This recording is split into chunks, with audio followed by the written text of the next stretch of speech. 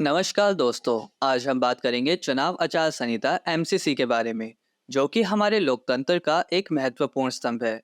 ये सुनिश्चित करता है कि चुनाव स्वतंत्र, निष्पक्ष और शांतिपूर्ण तरीके से आयोजित किए जाए। सबसे पहले बात करते हैं चुनाव आयोग की शक्तियों के बारे में। चुनाव आयोग चुनावों से जुड़े सभी मामलों में सर्वोच्च होता है। चुनाव आयोग आचार संहिता का उल्लंघन करने पर दंडात्मक कार्रवाई कर सकता है।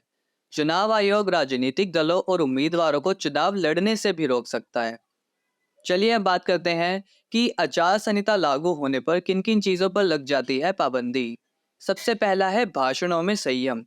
जाति, धर्म, भाषा या समुदाय के आधार पर भेदभाव नहीं फैलाया जाएगा। पूजा स्थलों का चुनाव प्रचार के लिए इस्तेमाल नहीं किया जाएगा।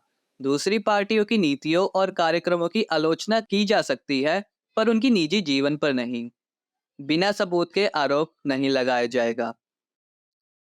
दूसरा है मतदाताओं को डराना धमकाना गैर कानूनी होगा। मतदाताओं को रिश्वत देना, मतदाताओं को मतदान केंद्र तक लाने ले जाने की व्यवस्था न करना, मतदाताओं की नकली पहचान बनाना और 100 मीटर के अंदर प्रचार करना मना है। तीसरा है शांति बनाए रखना। दूसरे दलों की सभाओं में हस्तक्षेप न करना, किसी के घर के बाहर विरोध प्रदर्शन न करना, बिना अनुमति के घरों पर पोस्टर या नारे न लगाना। चौथा है जनसभा रैली के नियम।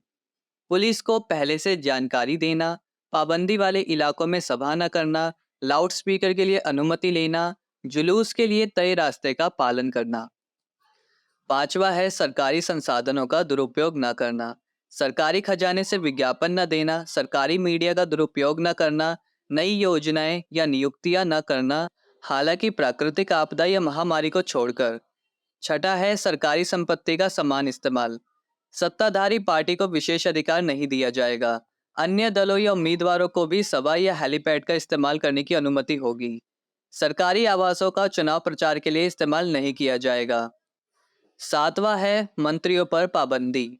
मतदान केंद्र या मतगणना स्थल पर नहीं जा सकते कोई भी मंत्री। उम्मीदवार मतदाता प्रतिनिधि के रूप में जा सकते हैं।